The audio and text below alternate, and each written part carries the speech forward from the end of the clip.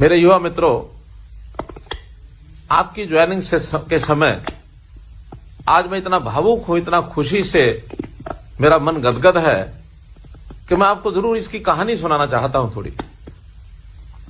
जब हम सत्ता में नहीं आए थे, उससे पहले अपनी युवावस्था से लेकर के और लगातार संघर्ष करते हुए इस प्रदेश की बड़ी कहानियां हमने खास करके सरकारी नौकरी के बारे में सुनी थी। उस समय सरकारी नौकरियों का हाल क्या होता था कि कभी किसी व्यक्ति को पढ़ाई करने के बाद, अच्छी मेरिट में आने के बाद नौकरी की उम्मीद नहीं होती थी, बल्कि नौकरी लगने का जो एक पैमाना था, जो एक मापदंड था कि आपकी कोई सिफारिश है, आपका कोई राजनीतिक आका है, या जो उस समय के सरकार के दलाल होते थे वो सौदेबाजी करते थे, आपसे पैसों की मांग की जाती थी, आप दे सकने में सक्षम थे या नहीं थे, अपने माता पिता को परेशान करते थे। नौकरी के लालच में पिताजी को या तो अपनी जमीन बेचनी पड़ती थी, या माताजी के टूम और गहने बेचने पड़ते थे, या कभी जमीन आदि कोई हो तो उसको गिरवी रखना पड़ता था, कर्ज लेना पड़ता था, तब जाकर के उम्मीद बनती थी कि शायद हमको नौकरी मिल जाए। इन्हीं नौकरियां बिकने का काम, ऐसा कहा जाता था कि नौकरियां बिकती हैं। इसका अनुभव बहुत लोग अपने अपने जबानी से हमको उस समय सुनाते थे। मन में एक पीड़ा थी कि क्या कभी ये ठीक होगा। मैं हरियाणा के मतदाताओं का, अपनी पार्टी का धन्यवाद करता हूं कि उन्होंने मुझ जैसे व्यक्ति को ये दायित्व सौंपा कि इन व्यवस्थाओं को ठीक करना है तो आप जाकर के स्टार्ट करिए। 2014 में हमको ये अवसर मिला। प्रारंभ में ही हमने इस विषय पर संकल्प लिया कि आगे से किसी के साथ अन्याय नहीं होने देंगे, योग्य व्यक्ति के साथ न्याय होगा और न्याय के आधार पर उसको बिना खर्ची, बिना पर्ची के नौकरी दी जाएगी। मिशन मेरिट ये हमने शुरू किया।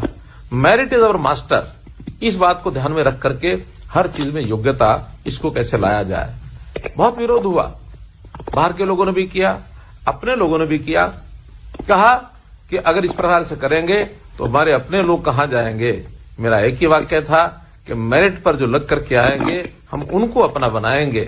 आखिर अपने कौन है और पराये कौन है, इसका एक मन के अंदर विचार जब आता था तो हमेशा कहता था, आज भी कहता हूं कि मैंने हरियाणा की जनता को अपना परिवार स्वीकार किया है। आज की अगर मैं बात करूं तो 2,85,00,000 लोग, जिनका सत्यापित डाटा हमारे पास है, 71 लाख परिवार, ये सब मेरा परिवार है। हरियाणा वासी सभी मेरे परिवार हैं। हरियाणा एक, हरियाणवी एक, इस बात का नारा देकर के और हमने चुनाव लड़ा, सफलता पाई, दूसरी बार सफलता पाई। और जो संकल्प लिया था, जिस काम को शुरू किया था, उस समय विश्वास कराने के लायक केवल मेरा संकल्प ही था मेरे साथ कि आप विश्वास करें न करें, मेरा संकल्प है, मैं आपको विश्वास दिलाता हूं। लेकिन आज जब विश्वास की बात होती है तो प्रत्यक्ष इन 9 साढ़े 9 सालों में 1,20,000 युवाओं को जो हमने नौकरी दिलाई है, इस आधार पर कि बिना किसी खर्ची के, बिना किसी पर्ची के, ये सब उदाहरण हैं कि जिसके कारण से आज सब लोग जो उस समय विरोध करते थे, आज वो कूदते फिर रहे हैं, आज वो गदगद हैं कि हाँ ये काम हो सकता है, ये काम हुआ है और इसकी सबको खुशी है। पहले किसी एक व्यक्ति को नौकरी मिलती थी, जिनको नहीं मिलती थी सब परेशान होते थे, नाराज होते थे, सब जो है एक प्रकार से यानी सरकारी सिस्टम के प्रति आलोचना करते थे। लेकिन आज नौकरी मिलती है उसको तो संतुष्टि है ही, जिसको नौकरी नहीं मिलती है उसको भी कोई मन में परेशानी नहीं है। हर कोई सोचता है कि जिसको नौकरी मिली है भाई वो बहुत होशियार था, हमारे से पढ़ाई में आगे था, और उसको प्रेरणा मिलती है कि मुझे भी मेहनत करके नौकरी मिल सकती है। पहले जब नौकरियां मिलती थी तो चर्चा क्या होती थी कि अमुक नेता के बेटे का, अमुक अधिकारी के रिश्तेदार का, इनको नौकरियां मिली हैं, ये खबरें छपती थी। लेकिन आज खबरें क्या छपती हैं? आज छपती हैं कि अमुक गरीब व्यक्ति का, अमुक रिक्शा चलाने वाले का, अमुक गरीब किसान का बेटा, उसकी नौकरी लग गई है, वो ग्रुप सी में लग गया है, ग्रुप बी में लग गया है, ग्रुप ए में लग गया है, HCS लग गया है।